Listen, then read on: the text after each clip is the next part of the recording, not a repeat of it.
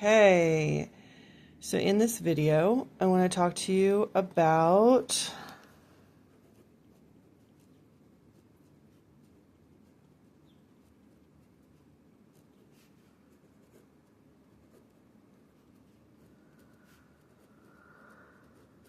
I really hope I spelled that correctly. Stimulants and marijuana.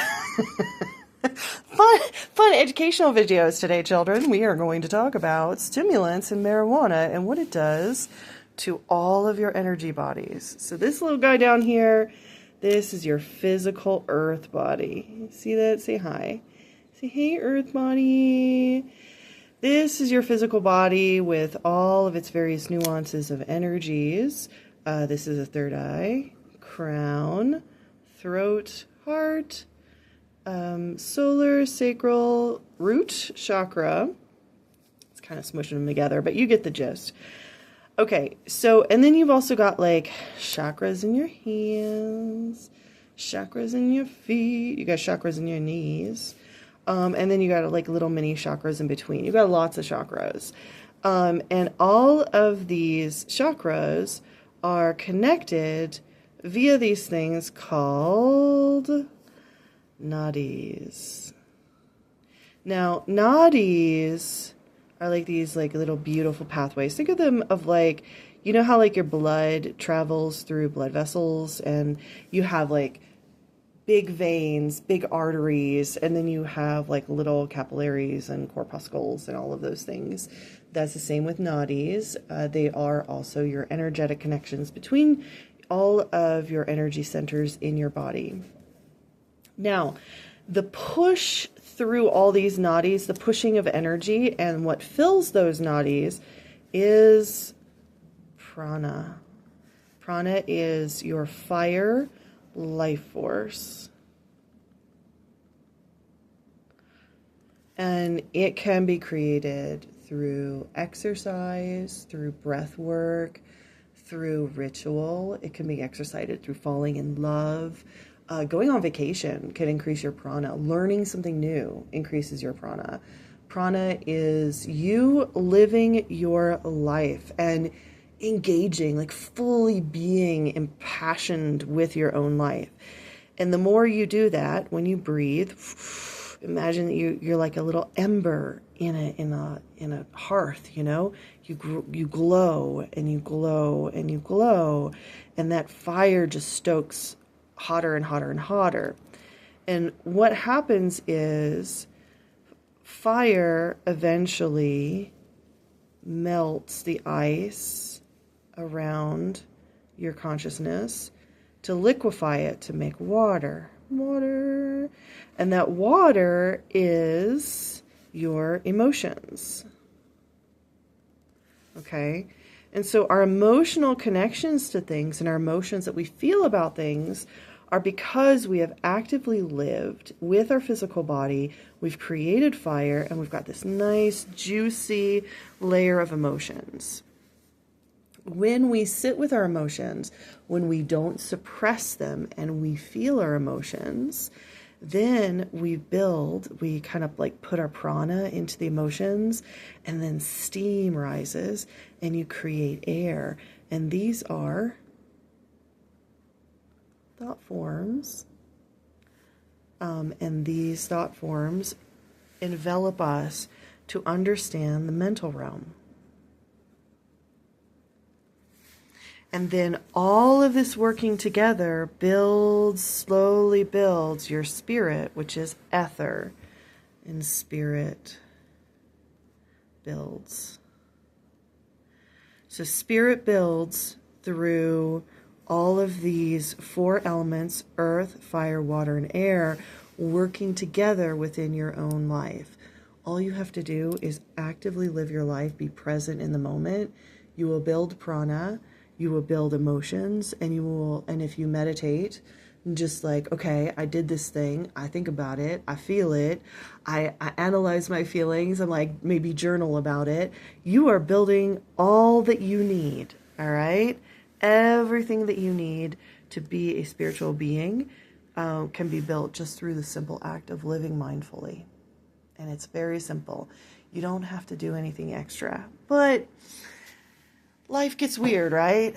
And, we've got a lot of competing forces in this world, a lot of oppression. Sometimes people go through lifetimes in which they are oppressed and their spirit is not growing. So they want to stimulate their spiritual growth. Okay. Stimulants like caffeine do this in a low frequency. Marijuana, high. Okay. So, what stimulants do is they work on your sacral chakra right here, and they stimulate your adrenal glands. And those adrenal glands stimulating push your body, basically push your consciousness up into your third eye. And you are able to be like, oh, I can think more. I can focus more because you're not in your body. The problem doing that is you're going to burn out these little adrenal glands, which are needed for us to handle stress in our life. And so that if you take too many stimulants, your little adrenal glands aren't going to be there when you need them, because instead of feeling energized by stress, you're going to collapse from stress. And that's why people who take too many stimulants experience burnout. And if you have O positive blood, you should never take any stimulants at all. I'm sorry. You have very sensitive, people who have O blood type have very sensitive adrenal glands, and their bodies react very poorly due to a lot of adrenaline in their system. And it's because they come from a older hunter-gatherer society, and you need very sensitive adrenal glands to be able to handle high stress environments that hunter-gatherers had to deal with. So, side note, let's get to the main person here, and that is Lady Jane, marijuana. So, what does marijuana do? Marijuana acts as a way to open up all of these nadis. So not just the big ones, but the little ones, all the little corpuscles, all of the little capillaries. Marijuana is just like open, open, open, open, open. It opens up everything, which causes you, when you breathe in, you're literally consuming all of your fire. So your prana takes a dip. Instead of being out there, prana's like right here. Now, what you can do with the marijuana is that opening of those, that makes your meditations much stronger, so that when you do meditate and you sit, and let's say you want to go into your third eye, it is so much easier to meditate on your chakras. You don't believe me? Try it. Like, sit and smoke some ganja, and then sit and close your eyes and send your consciousness into every one of your chakras, and you will find you are going to start tripping. You will trip. Trust me, you will trip. So, but what you're doing is you're sacrificing your pranic body in order to do that, because the marijuana is a sacred herb from the Himalayas, and it is used to pull prana into your body to help you with spiritual ascension. And it was used by yogis in order to spiritually ascend. Now, you keep doing that, and your prana body gets lower and lower. What happens when your prana body is smaller than your physical body? Okay? So right here, your prana is bigger, because you're kind of like on fire. You radiate heat, right? Well, what happens when your prana body gets smaller than your physical body? That's when you want to die. And I'm sorry, I'm not politically correct, but it's true. I mean, you could look this up. It's in a lot of Hindu literature. It's when your prana dips, you no longer want to be in a physical body because you don't have the energy to sustain it. And so what you need to do, if you're feeling this, so a lot of the symptoms you're going to get are like lethargy. You're going to forget about things. You're not going to be able to be mindful and present in the moment. You're not going to be able to handle stress very well, or you're going to be very avoidant about handling stress. You're also going to be very dismissive and pull back from relationships and fully experiencing life.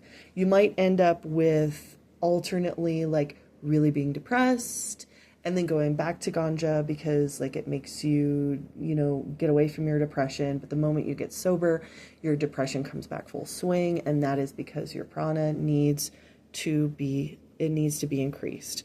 Now, what is the best way to increase your prana? Pranayama, or... Now, this comes with a caveat. Too much pranayama. Okay, and this is just like, we're talking about nutrition here. So too much of a nutrient can poison you as much of too little of a nutrient.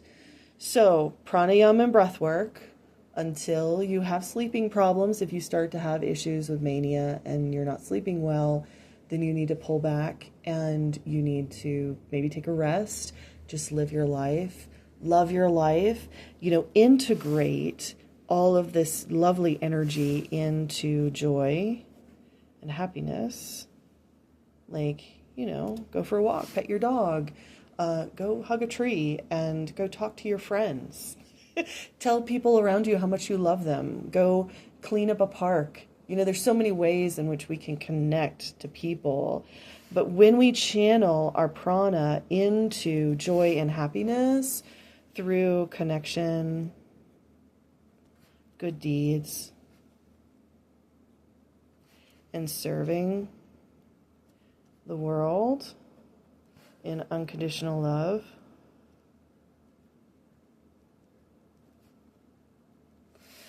we channel that prana into the earth, which also the earth uses to heal herself. So our prana is actually also feeding the earth itself. So by loving each other, we are also like donating our prana, kind of like you're donating your plasma. When you love somebody, you sit down and you listen to them, you give them a hug, you tell them that they are a worthy person, that they deserve to be here, and not just online, but go face to face. Your prana will flow into them. And if they're low in prana, then they get a boost just by being around you. And if they are doing that to themselves, they can boost you too. And that's why, good, healthy, spiritual people act as an energetic, kind of like a Viking shield wall for each other, where we consistently, just by being our glorious, beautiful selves, we actually support and love each other. But if you're smoking, getting high every day, you are usually wasting that prana on opening up all these channels. Now, one of the things you can do is you can open up the channels so much that you can kind of like burn these connections and you cannot want to do any spiritual work. And that's why some people who smoke a lot of ganja, it's like they become overloaded with the drug. And this is the thing, anything in the world that has been used as a spiritual technology, it needs to be taken in measure. And you always need to pay attention. Am I happy? Am I thriving? Am I healthy? Am I strong? Am I focused? Am I handling the world around me? Because the world around you is a gift for you to play with. And I know it doesn't seem like that sometimes. It seems like the world is chaotic and crazy, which is why sometimes people use stimulants and marijuana to dissociate from the beautiful world around them. But if you just stop, took a breath, and looked around you, you'll realize there's a lot of magic around you. And you are in this beautiful sea of energies that is interacting and having this gorgeous interplay with each other. And if you just stop for a moment, you'll realize you're in a big dance. And so you need to learn, how do I balance that dance?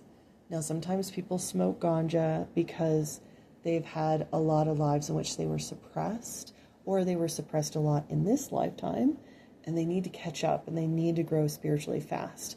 That's not a problem. It happens to the best of us. Sometimes when we get lost in the desert, we need to come back and we need to drink a lot of water in order to replenish ourselves.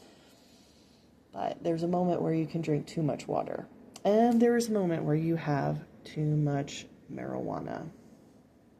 So, use any kind of stimulant or marijuana with discretion.